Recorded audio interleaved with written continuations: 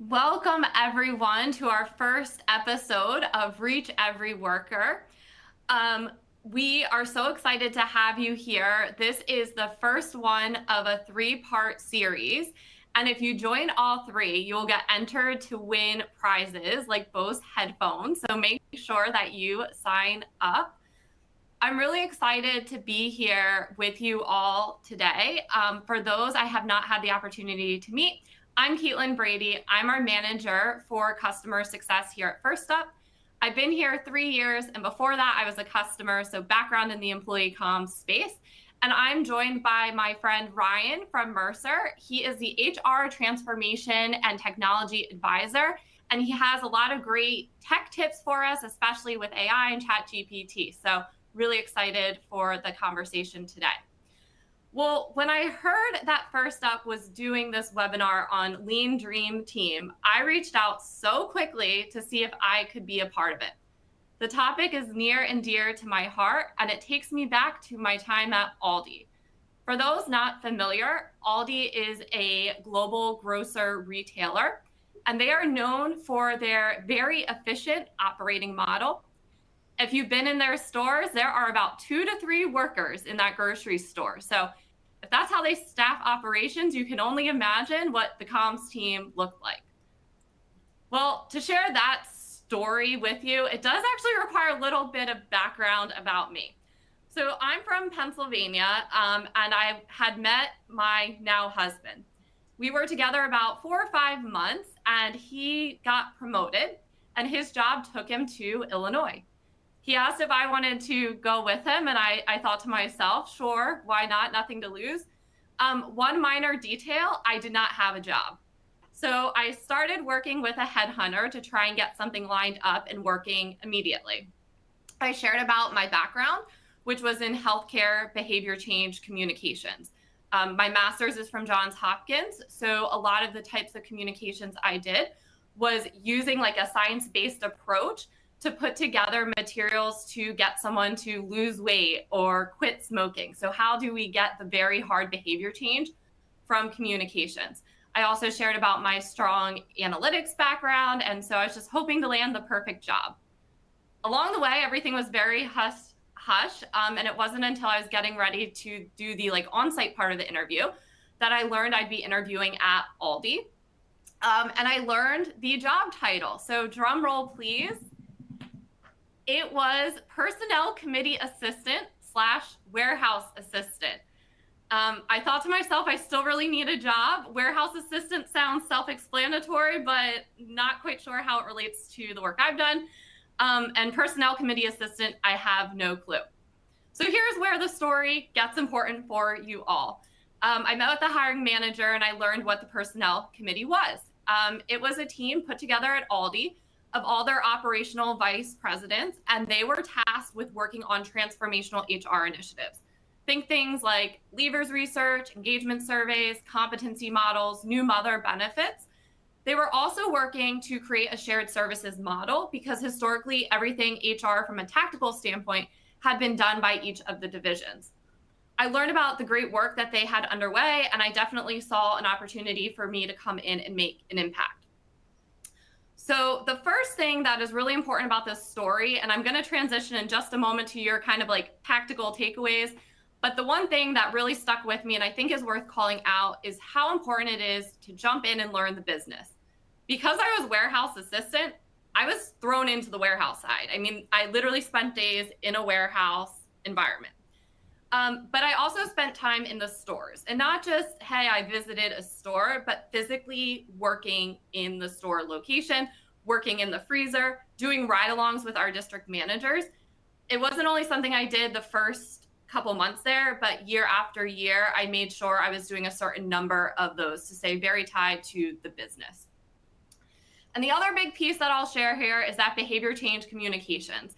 So it wasn't like Aldi was coming to me saying, Caitlin, we need communications. I was the one raising my hand, throwing my ring in the circle to say, here's what I've done with healthcare, and this applies to you because it's hard to get people to change behaviors. And you're talking about transformational things that have never been done at Aldi. They saw immediate success in this. And so along the way, I became 100% personnel committee assistant, manager personnel committee, eventually added on some direct reports, and the rest is history. We started the first employee communications team at Aldi. So based on this experience and really the lean dream team in the making that by the end wasn't so lean, there are some things that I would recommend if you are a party of 1 or 50% of a person like I was when I started, to really maximize your impact. The first is making sure that you are saying yes to the right things. People are going to have a laundry list of what they think you should work on. It's your job to proactively talk about the things that you could be doing and should be doing for the business. The first thing I'm always saying yes to is anything that has to do with business operations and is top of mind for our operations colleagues. So at Aldi, competency-based hiring was a big piece of that. You'll see a little sample on the next slide. They also had a leadership development program where all high potential candidates went through it. So I made sure to have a strong voice and part in the materials created along that. And the other one that I have up here that I just think is worth highlighting is personnel forecasting. So this literally had no communications components to it, but I wanted to flex the insights muscle. And also this ultimately led to us getting a dedicated insights analyst on our team, which I know most comms teams don't have. So just again, stepping up and showing what you can do, it helps a lot in making sure you're doing things with impact. And similarly to that vein, if there are things that are company-wide initiatives or better yet, global initiatives, get involved in those. Competencies was something that was very important, not just for Aldi US, but all the global colleagues. Historically, when they were created, it was like in a memo format and they were called competencies.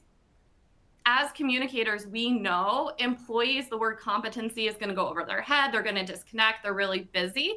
And so here you'll see a little sample creating it under the term Aldi Acts and really making it something digestible. So employees didn't only know the competencies, but started adopting behaviors that were aligned with success.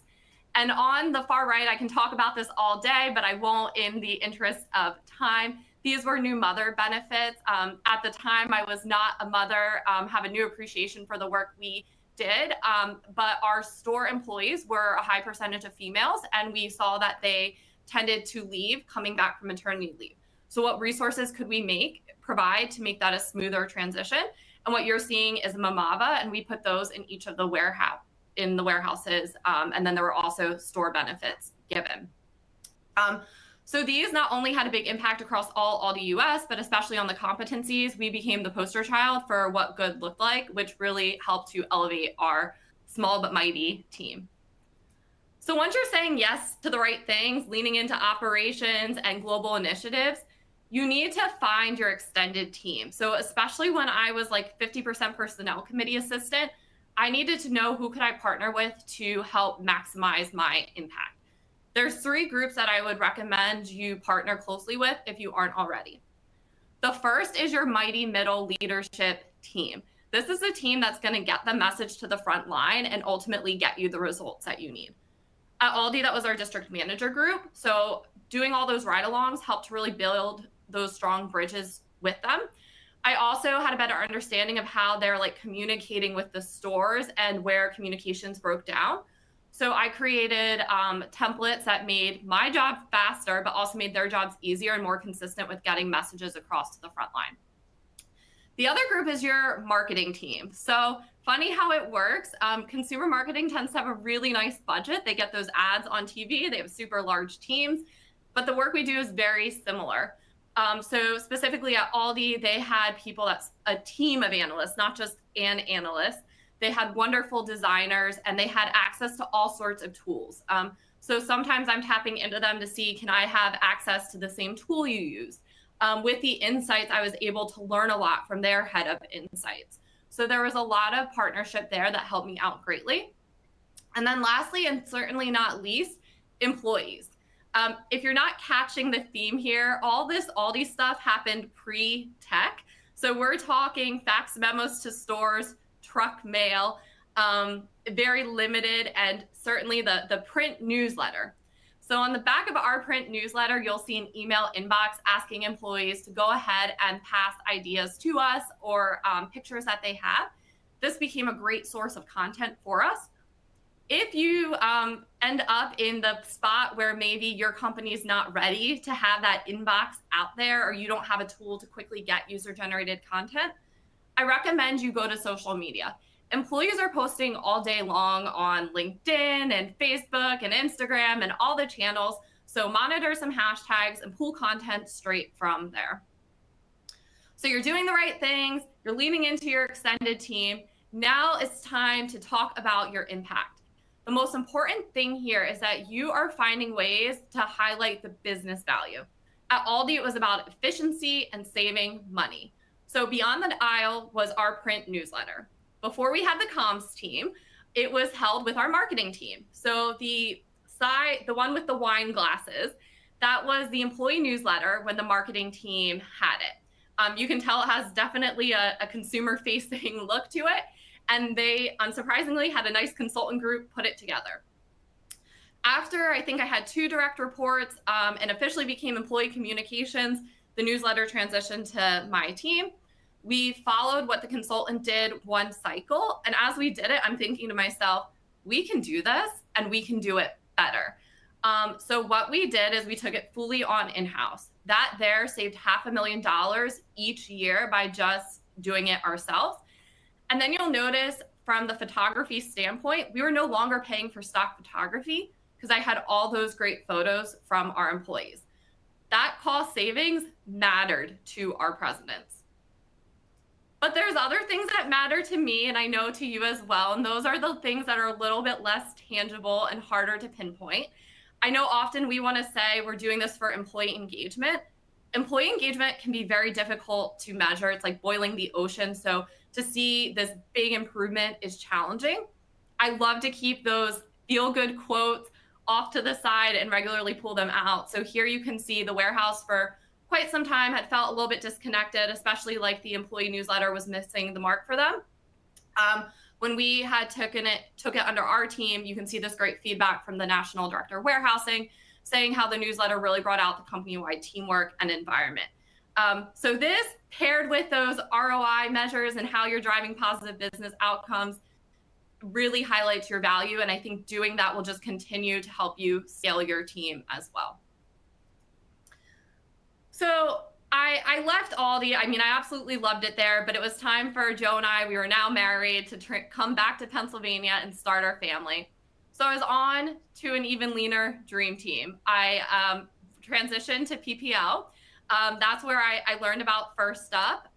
We were so small compared to Aldi, even when I was personnel committee assistant, warehouse assistant.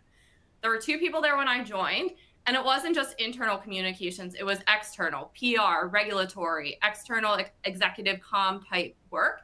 And so internal really took a back seat. I was very fortunate that we launched Firstup, so I had the tool to help me scale more efficiently, and we did gain 2 colleagues along the way. I know I've talked a lot about my dream team. I'm curious from those that have joined, how large is your current team?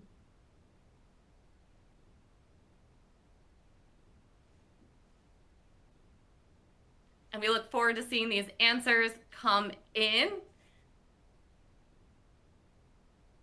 I totally relate to the just me. And if anyone has more than 11, I need in the comments where you're from.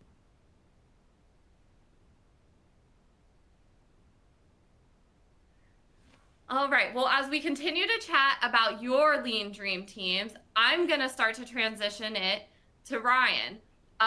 My time at Aldi, like I said, was all really paper-based, and we're gonna hear now what we can do with technology, especially ChatGPT. Awesome. All right. And for everybody back in TV land, there's a little delay between when we say do something and when we see you do something. But Caitlin, I'm just looking at the results here. So a little over half, like 2 to 5, but 15% just me is actually like, that's a high number. That's tough. There's no love for the employee comms teams. No. And then the more than 11, who knows how, like we haven't asked, but how large that organization is. Mm-hmm. But really, I mean, if you're just one person, two people, three people. So I think the key with this is you really need some assistance, right? Like you need help to be able to deliver the messages that are meaningful to the business, to make those connections and those relationships. And so what I'd love to chat with everybody about, what time is it? It's about 15 past, maybe for the next 15 minutes or so. How can we leverage emerging technology to automate some of the things that we do every single day, to augment our skills, our capabilities as communicators, and really like amplify our voice, amplify the communications that we provide. I think I can control the slides, which is nice. Really quickly, as I go through some of this content, I'm going to be talking a lot about technology, but I want you to remember that technology doesn't equal digital. So I want us as communicators to the business, again, regardless of where you sit in the business, you could be sitting in a corporate comms function, you could be sitting as a communicator that reports up through a chief administrative officer or through HR. Technology isn't digital. Digital means that we're using technology, again, to amplify our voices, to do new and unique things. And so through some of the like show and tell stuff I'm going to do today, I really want us all to be thinking about being digital rather than just doing digital things. Now, as you think about your work as communicators, it can be helpful to think about it in three different ways. So we like to say that there's three different types of work that we do as professionals. There's hands-related work, hands-on keyboard, typing things, creating PowerPoint, presentations, creating images if you're in like Adobe Creative Cloud or using Canva, which I find myself in all the time. So it's like that digital pen on digital paper. Then there's heads work. Heads work is looking at, gosh, are people engaging with our content? Are we using the right channels? And it's not how many people are opening emails as an example, but it's like, what does that mean? How do I pivot? How does it impact our strategy? How does that impact our communication or engagement planning? And then there's hearts work. And hearts work is the empathetic and compassionate solutions that we provide to our people. It's the relationships that we have in the business. And to me, hearts work is really the heart and soul of what we do as communicators every single day. The problem is that there's no shortage of hands-related work. There's also a lot of heads-related work that needs to happen. And oftentimes, hands work gets prioritized over heads and hearts work. And so in our quest to make these meaningful and impactful relationships with our people, we don't really always get that opportunity because we are so busy, because we have lean teams writing communications over and over again, trying to connect with an executive leader to get their voice so you can send out an announcement on a new benefit that we're trying to release or a pivot in organizational strategy. So all of this is to say, we're going to leverage emerging technologies like generative AI to do as much hands-related work as possible so that as communicators, we can focus on heads-related work and honestly give us time back so that we can really thrive in hearts-related work. Now, again, I know that there's a little delay here, but let me know if this resonates, and feel free just to use the chat. I think I had a poll question, and I'm so bad with technology, even though I talk about technology all the time. Let me know if a poll question pops up. I think I have it. Yes, here we go. So thinking about you in your role, where are you spending the most amount of your time? Is it truly like hands on keyboard, writing things, drafting things, copy editing, rewriting things, creating presentations? Heads work, is it around looking at data and analytics to say, how do we inform our strategy? Hearts work, building relationships, creating these meaningful and impactful solutions, compassionate, empathetic solutions for our people. And I'll give you all just a few minutes just to share your thoughts. We'll give it a few moments. Right now I have about 50 of you, 50 of 177, so we have a really good audience here, but only about, now we're at about 40% of you have submitted.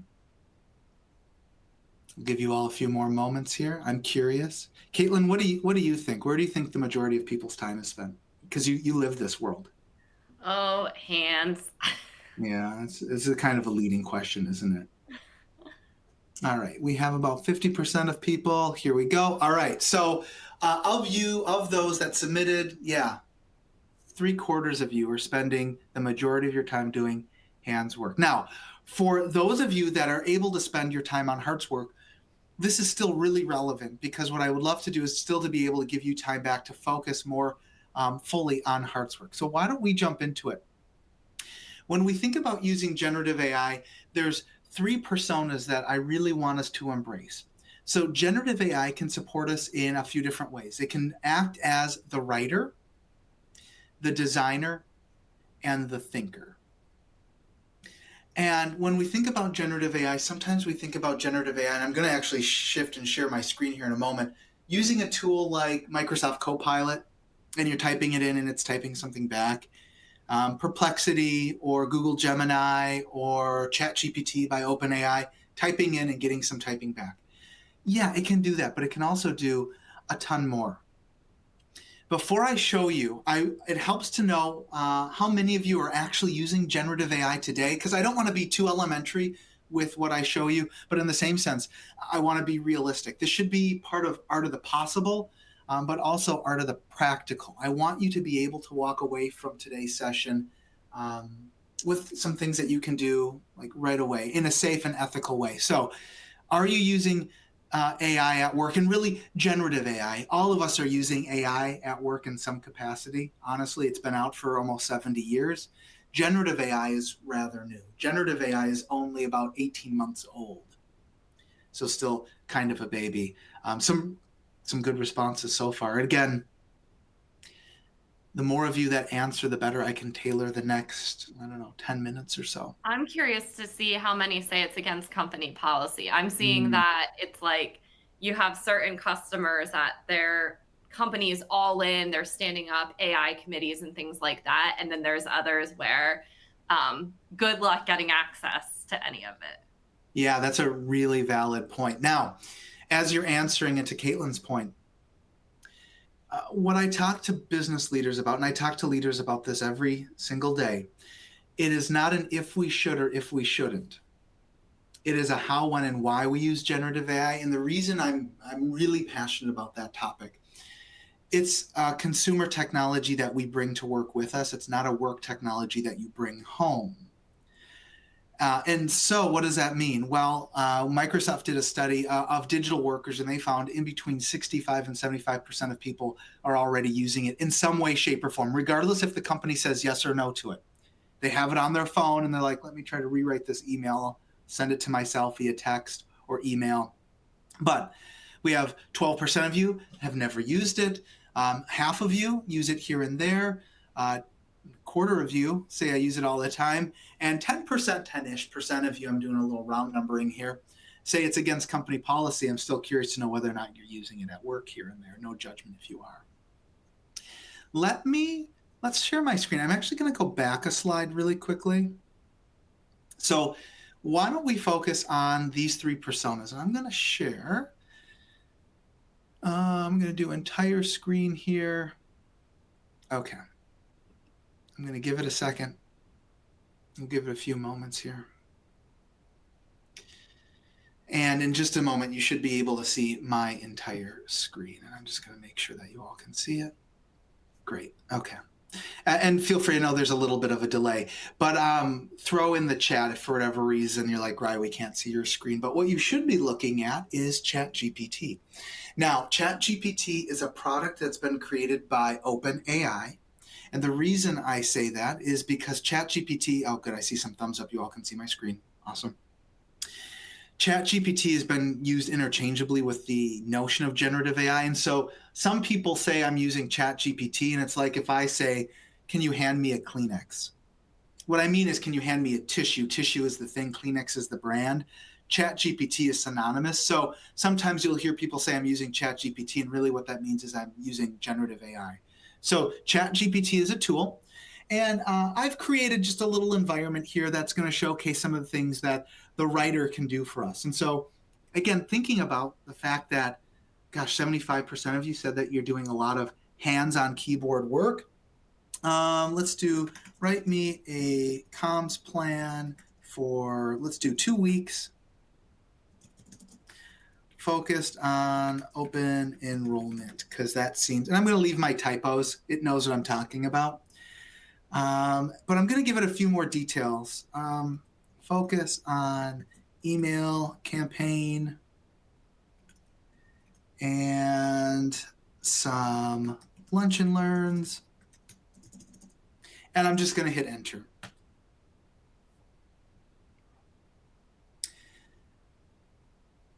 So what am I having it do for me right now? Am I having it do my job for me? No.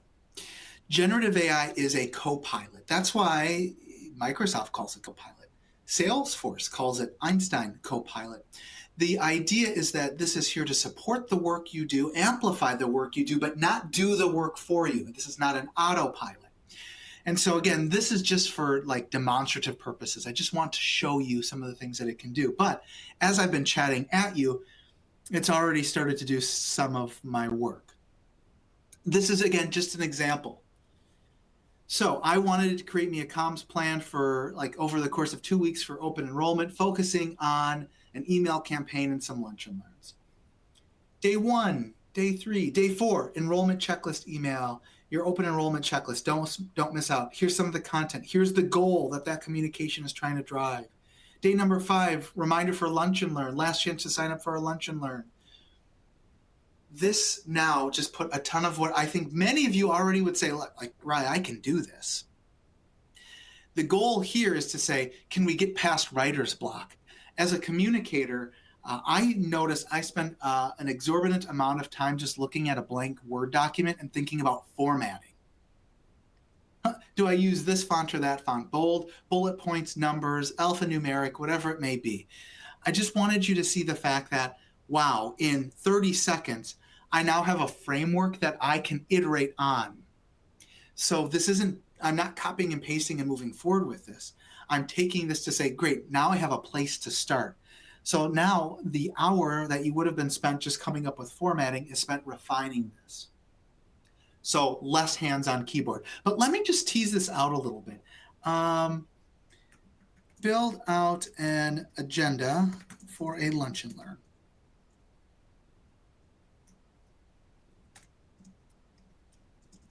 Let's have it be 60 minutes. Now, what's interesting is these tools have what's called ultimately like memory, right? So if I was to go to Google before it had Gemini, which is their generative AI technology, every time you ask a question in Google, it looks at it as a unique question. And so it would give you a unique answer. What's interesting here is that these tools can actually follow a full conversation. And so when I say it's assuming the role of the writer, it's acting like a digital employee that remembers the fact that we were just talking about open enrollment. And so I didn't say, build out an agenda for an open enrollment lunch and learn. That's 60 minutes. I just said lunch and learn, and it knew open enrollment. 5 minutes, welcome and intros. Open enrollment overview, 10 minutes with some visual aids, like here's some tips. Overview of benefit plans. Again, the key here is that I'm not copying and pasting this, but imagine now how much time. This took me 30 seconds, and now I can spend 15, 20 minutes making it unique to the company, the culture, the team, the audience, the persona that we're trying to deliver this to, versus trying to just dig in the back of my head for all of this stuff. So here's some examples of how it could be a writer. Some other quick things that I wanted to show you. Yeah, and I see some comments coming in. I use ChatGPT like a thesaurus. Use it when I get stuck. Yes, use these as job aids. These are the employee that's like your colleague that sits behind you where you say, hey, what's a 4-letter word for darn? And it might start with SH and end in different letters. But it's that idea of like, great, I have now somebody, a digital somebody I can tap into, knowing that you probably have lean teams. We're close on time here because I really want to open this up to some Q&A here. But yeah, Jennifer in the comments now just put thought partner. That's exactly it. This tool can assume the role of a copy editor, a writer, the designer, and I'll show you that actually right now. It can assume the role of the thinker, which is the thought partner, bouncing ideas back and forth, looking at your content and saying, yes, but knowing that you're sending it to this population, avoid using these words, or you're sending it to a multilingual population, don't use contractions. These tools can help you with all of that. Again, expanding your team of 1, 2, or 3 and adding 3, 4, or 5 digital workers to support the work that you do. I'm going to do one quick demo, then I'll stop sharing my screen, and then we'll do some Q&A, because again, I really want this to be a product of your curiosity. But if you remember, that second persona was the designer. This is just an example. Let's do this. Okay, so I'm going to have this help create an image for me. There's a little bit of a delay here, so I'm just going to kind of go through this. But could somebody just throw in the chat like an animal? And I'll give you all a second to do this, but throw an animal into the chat. And I don't care what type of animal it is. I'll give you a few moments here. And as you're thinking of an animal, I'm going to, oh, sloth came through. Jennifer, really quick in the chat. I love it. Okay. So the next thing I want to know is choose a color. So type a color into the chat. So we went with sloth. First color is the one that takes the cake. It's going to take a few minutes to load because I have a ton of different screens open. Oh, Jess put capybara. My daughter is addicted is a weird word, but in love with capybaras. What did we come up with? Purple. I see purple came through. I second purple with Firstup theme color. Yeah. I dig it. Before, I worked for a firm called LeapGen. We still have some of their stuff floating around out there, but we were orange and purple. And so I really miss. Now we're blue, Mercer blue, which is great. But okay, so we have a purple sloth here. Where should this animal be? Tell me where it should be. It could be a forest, it could be desk, it could be a beach, it could be an arcade. Tell me where you want this animal to be. And then after you tell me where, like the location of this animal, this purple sloth, I also want you to tell me what sort of accoutrement should it have? So some clothing that it should be wearing. So let's do kitchen. And if you notice, I'm not giving it very detailed instructions. I'm just giving it one-word answers, following the conversation, and it's creating something. Now, there's a little levity to this, a little novelty. Like you might not need to create, oh, I don't like that. You might not need to create a purple sloth in a kitchen, but think about if you need to create some bespoke imagery. You can use generative AI tools to create imagery. We'll talk a little bit, probably not in this session, but around copyright and content attribution. But I do see, the first thing I saw was 3-piece suit. That sounds really enticing to me. So let's see what we get here. But again, I'm sorry, I digress looking at what people were putting in there. These tools can help you create content, imagery, video. We don't have time. I had someone, I don't think I really dig this. It really struggled with this one, but this is a sloth, kind of lose the purple in a 3-piece suit. Let's, I don't like this image at all. I think it's a little goofy. So it has some trouble with sloths. Let's see what it does. Remake the image, and then we'll go to Q&A here because we're running up on time. Yeah, contortionist sloth for sure, Jason. Now, again, the benefit, way better. Once you see this, hopefully it comes through. Night and day difference. This is also a really good point in the conversation to say the way that we use these tools, we have to have a different level of expectation. Caitlin and I were actually talking about setting good expectations just conversationally before we started this. You cannot use generative AI thinking that these are perfect tools that give you perfect answers every single time or perfect outputs. They are always going to be beta. That means that they're always in this mode of perpetually improving themselves. So with Google, if I would have got this, I would have like scrapped it and then gone to Unsplash and tried to find a better picture, gone to like Adobe Creative Cloud if I have a designer on my team and asked them for something. I just asked it to remake the image, and it took a look at the whole conversation, and it said, yeah, let me give this a shot. This is like way, way, way better than this one. This one was like nonsensical, couldn't use it. This one, purple sloth, 3-piece suit in a kitchen, perfect. So I'm going to stop sharing my screen. Hopefully you all can see me again. So again, at the end of the day, when we think about using generative AI, these are tools that we want to automate some of the tasks that we have, augment the skills that you and I have as communicators, and amplify our ability to build meaningful relationships. So, Caitlin, I know I went a little over time. I think we have about 7 or 8 minutes left for Q&A. I'll turn it back over to you. Yeah, wonderful. Well, we had one come in while you were talking. I hope you can address for us all. But can you teach ChatGPT to learn brand voice and brand style? Yes, for sure. So what we would really do in this situation is, I've seen teams do this, and I've done this personally. If you have communication coming from, say, a specific leader, you can load examples of that in. Now, we'll talk a little bit about, just really quickly, public domain versus private domain. I'm in a public domain when I was demoing these use cases. And so I only want to use information that I don't really care if everybody in the world sees. There's no expectation of privacy in the public domain. If you had an enterprise license, not a paid version of ChatGPT, but truly an enterprise license of ChatGPT, so they build it in your firewalls, or of Copilot, you don't have to be nearly as sensitive with the information because it's protected. So again, hypothetically, you have some communications from your leader, and then you also know what you want to communicate. You can say, looking at these examples, could you please write me a response to this thing?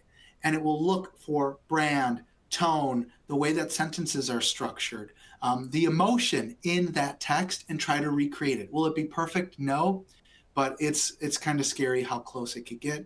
You can also have it change language. You can move it from, hey, this sounds too casual, and have it sound more professional. So I made a short story long. Yes, you can. I love it. And I like to give too a lot of like coaching tips if I wanted a little bit more lighthearted tone, or write it as if I'm a CEO of a company. There was another question that came in the chat about, how do you build a case for generative AI when it's against company guidelines? So what was it, 17 or 18% out there where against company guidelines? What advice do you have for everyone? Yeah, and I actually saw that coming through in the chat too a couple times over. This is really difficult. The best step that I can tell you is doing an art of the possible for your leadership team. You wouldn't be surprised how many leaders have never been in these tools. So I do sessions like this 3 or 4 times a week. And the running average that I'm seeing within like HR, comms, and then executive leadership is only about 40 or 50% of people have been in these tools, even personally. So the first thing is education. They just don't know what these tools can do. So the easiest thing to do is to say, no, we're not using it, without understanding it. So happy to share some more ideas, but doing an art of the possible where you say, here's what this technology is, here's how it can add value, here's the ways that we can be leveraging it internally, and just starting there. So education first, then you move into experimentation, identifying the use cases that you could leverage generative AI to add value to the business strategically, give time back to people. And then you do some enablement, helping with some of the change management, change enablement. Like loaded question, definitely worth like a full hour conversation, but hopefully those are some high level points that you could be thinking about. Yeah, we got another question too, and I have some initial thoughts on it around how do you make a case for this when it may be viewed as you not doing your job? And I think first, to your point, like the whole education piece, making sure people understand what it is and what it is not. It's essentially replacing repetitive tasks. But my hope, and what I know for me has helped, is it allows me to focus on more strategic work, and it's freeing me up so I'm not doing all this hand stuff that's taking me away from the heads and the hearts. Thoughts from what you've seen? I mean, that's just a beautiful sentiment. That's spot on. The gut reaction is to say, gosh, this is taking people's jobs, or this is doing your job for you. I think when used incorrectly, for sure, there's comments like, how long do you need a designer on your team when you have tools like this? Well, If you don't have a designer on your team, these tools are immensely valuable. If you have a designer on your team, it is less around replacing them, but thinking about how much more they can get done leveraging generative AI tools like in Adobe Creative Cloud, like in Canva. And so the designer's work, I can almost guarantee you, they're very rarely sitting around twiddling their thumbs. They're always usually stacked with needs. Using these tools to amplify their capabilities and scale the availability and their capacity is really important. At the end of the day, is this doing your job for you? No, not really. What it's helping you do is achieve the outcomes related to your work. And so historically, we've designed jobs around outcomes, but then list like, must do this, do that. And there are all these verbs, right, in a job description. We're seeing that we're starting to shift away from the verbs and more towards the outcomes. What are the valued outcomes that this role would provide? Because we have technology changing those verbs daily, they're just things that people don't need to be doing anymore, but we still have to be accountable for the outcomes of that role. So hopefully that sounds a little too consultancy at times, but hopefully that's helpful. No, I thought it was really helpful. And I know you started to touch on plagiarism a little bit. We did get a question about that on could this be considered plagiarism? I know for me, when I'm using ChatGPT specifically, if I'm like getting a presentation together and I find myself stuck, I might just ask it, like, what are your top 10 facts and cite examples so that it's quickly like linking me back. But with the images and other things, anything you can share there? Yeah, each tool is created slightly differently. And so some tools do a great job of doing what's called content attribution. So being able to attribute an image or words or a likeness to the original creator or author. ChatGPT doesn't do a good job of that. You know, when we're doing this purple sloth in a kitchen wearing a three-piece suit, I would wager that that doesn't exist somewhere because I've prompted it so many times to modify and make it very fit for purpose. If you're using this internally, I think there's a very low level of risk for getting into copyright issues because, again, copyright law usually protects content or users of content for educational purposes.